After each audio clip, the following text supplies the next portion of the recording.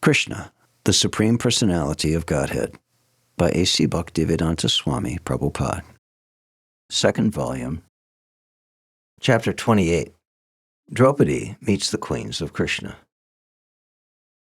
There were many visitors who came to see Krishna, and among them were the Pandavas, headed by King Yudhisthira. After talking with the gopis and bestowing upon them the greatest benediction, Lord Krishna came to welcome King Yudhisthira and other relatives who had come to see him. He first of all inquired from them whether their situation was auspicious. Actually, there is no question of ill fortune for anyone who sees the lotus feet of Lord Krishna.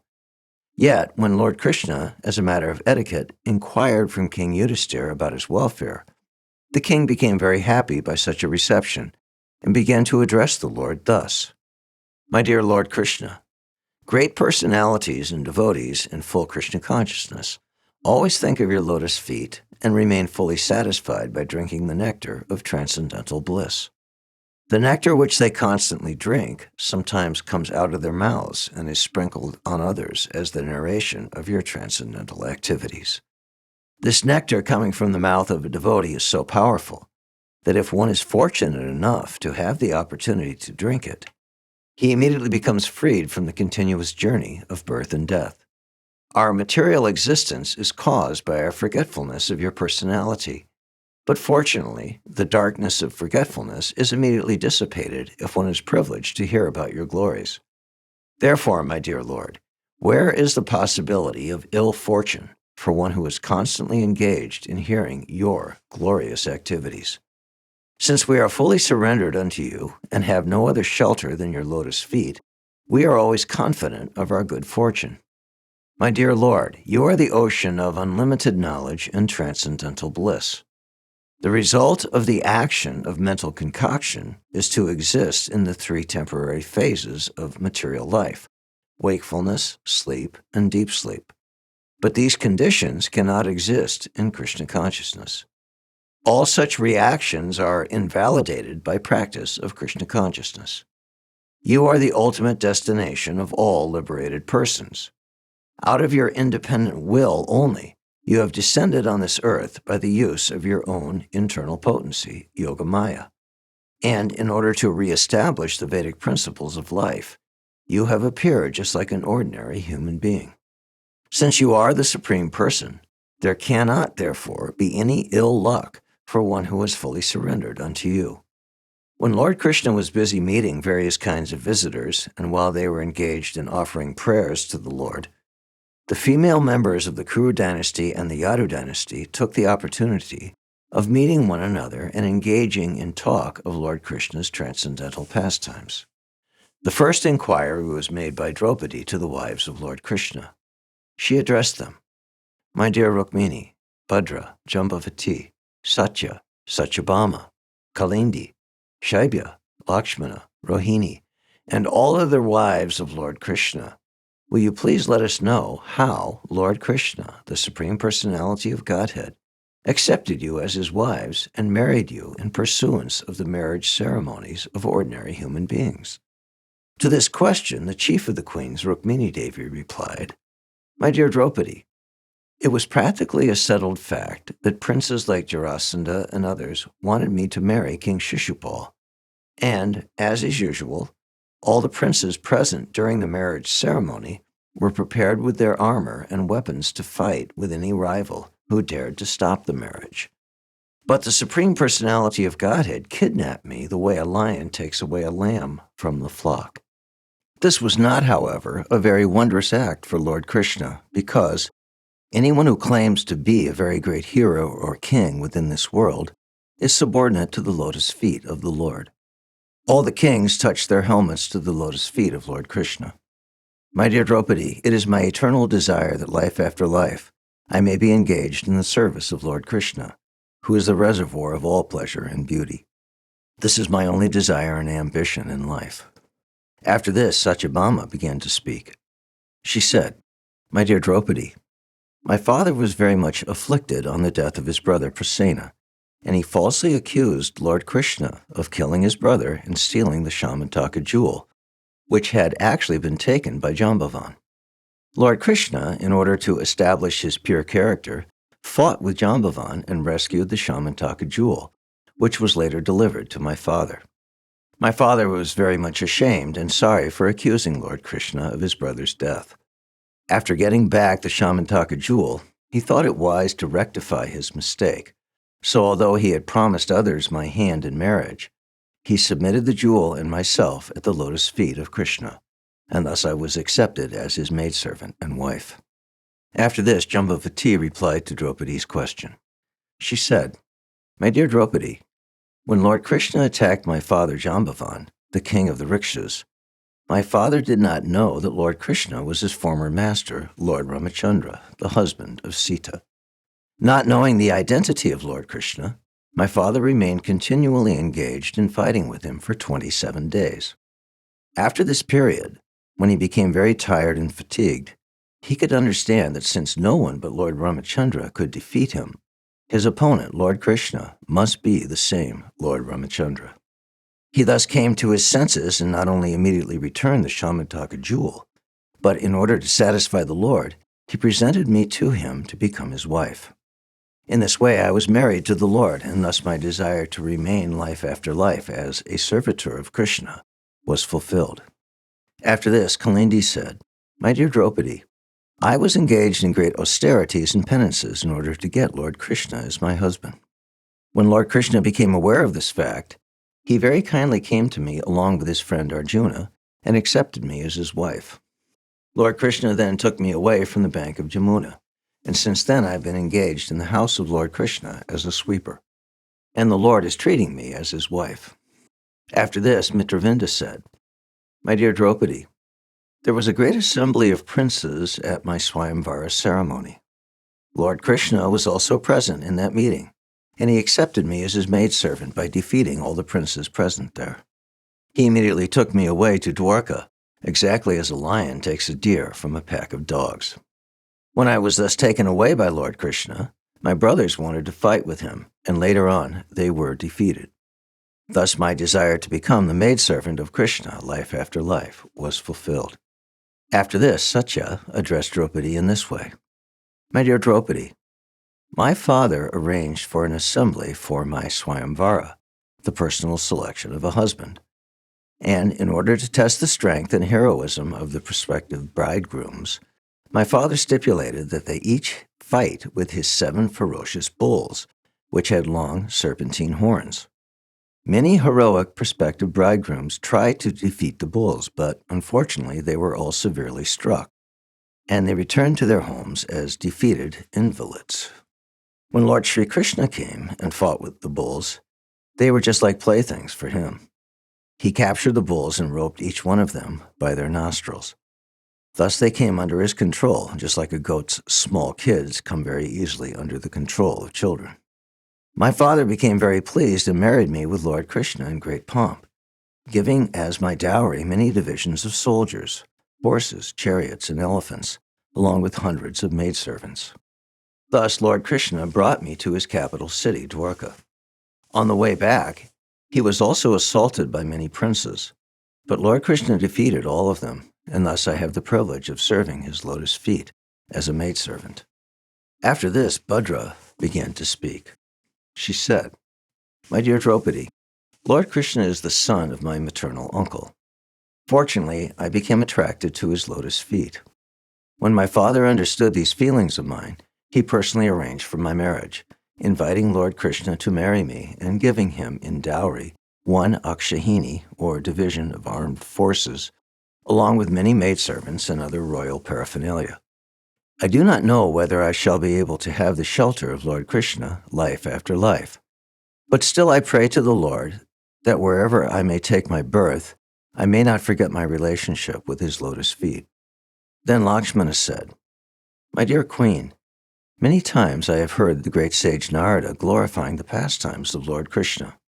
I became attracted to the lotus feet of Krishna when I heard Narada say that the goddess of fortune, Lakshmi, was also attracted to his lotus feet. Since then, I have always been thinking of him, and thus my attraction for him has increased. My dear Queen, my father was very affectionate toward me. When he understood that I was attracted to Krishna, he devised a plan. His plan was like that devised by your father. During the Swayamvara, the prospective bridegrooms had to pierce the eyes of a fish with their arrows.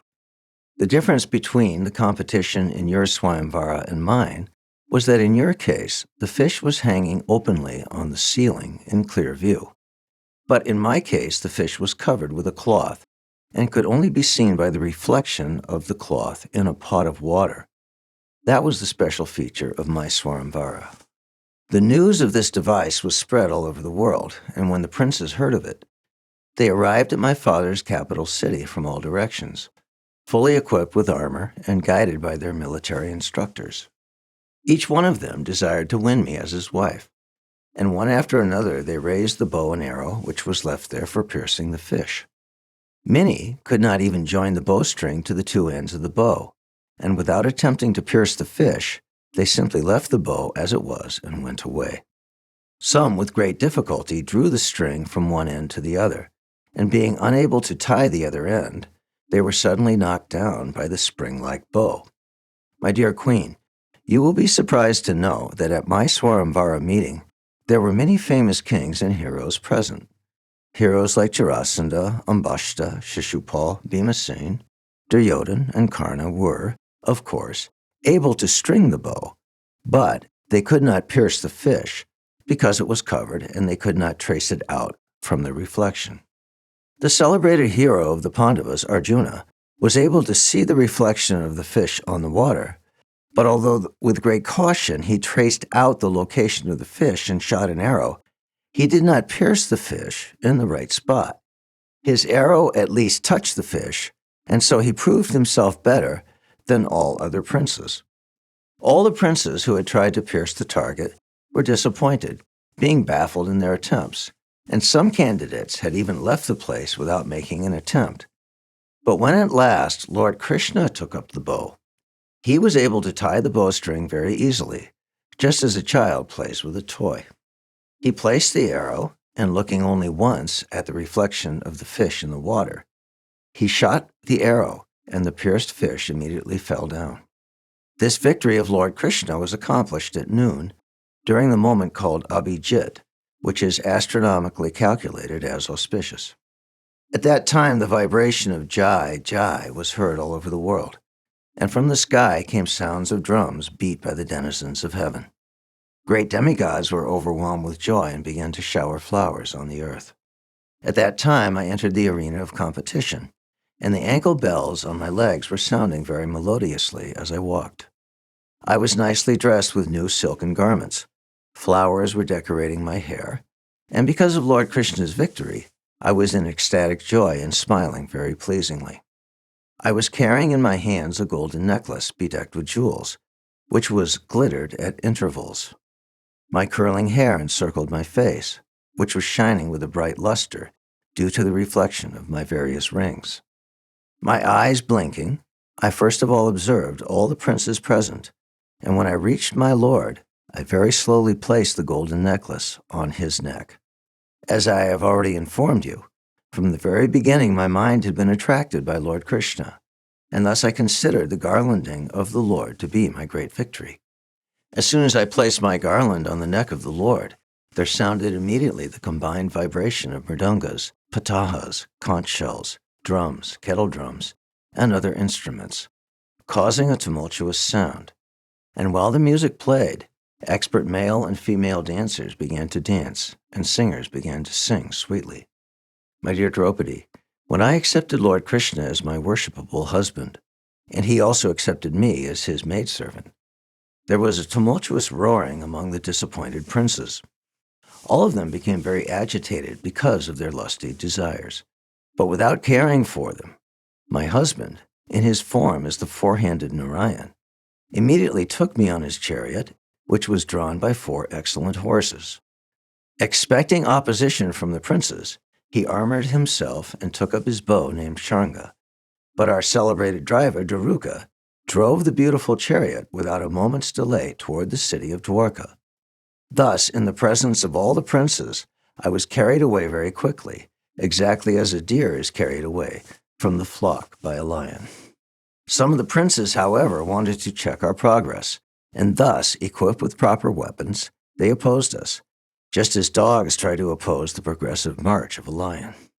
At that time, due to the arrows released by the Shanga bow of Lord Krishna, some of the princes were cut on their left hands, some of them lost their legs, and some lost their heads and their lives, and others fled from the battlefield. The Supreme Personality of Godhead then entered the most celebrated city of the universe, Dwarka, and as he entered the city, he appeared like the shining sun. The whole city of Dwarka was profusely decorated on that occasion. There were so many flags and festoons and gates all over Dwarka that the sunshine could not even enter the city.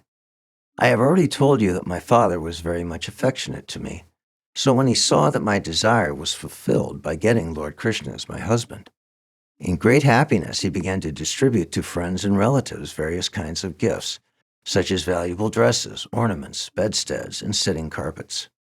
Lord Krishna is always self-sufficient, yet my father, out of his own accord, offered my husband a dowry consisting of riches, soldiers, elephants, chariots, horses, and many rare and valuable weapons.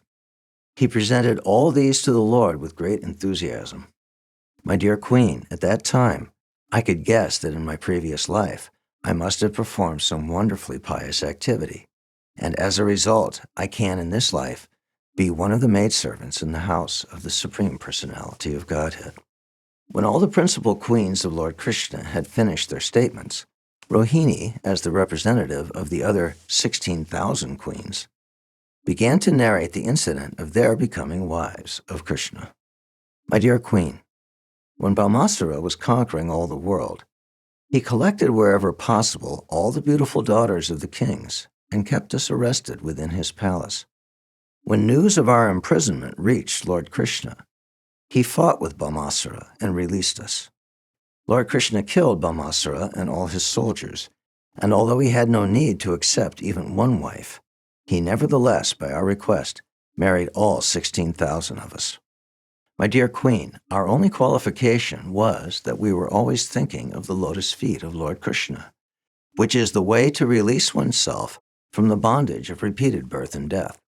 My dear Queen Draupadī, please take it from us that we are not after any opulence such as kingdom, empire, or a position of heavenly enjoyment. We do not want to enjoy such material opulences, nor do we desire to achieve the yogic perfections, nor the exalted post of Lord Brahma. Nor do we want any of the different kinds of liberation, Salokya, Sarshti, Samipya, or Sayuja. We are not at all attracted by any of these opulences. Our only ambition is to bear on our heads, life after life, the dust particles attached to the lotus feet of Lord Krishna. The goddess of fortune also desires to keep that dust on her breast, along with fragrant saffron. We simply desire this dust which accumulates underneath the lotus feet of Krishna as he travels on the land of Vrindavan as a cowherd boy. The gopis especially, and also the cowherd men and the aborigine tribeswomen, always desire to become the grass and straw on the street of Vrindavan, to be trampled on by the lotus feet of Krishna. My dear Queen, we wish to remain as such life after life, without any other desire. Thus ends the Bhaktivedanta purport of the second volume, 28th chapter of Kṛṣṇa. Draupadī meets the queens of Krishna. Thank you for listening. For more, click here.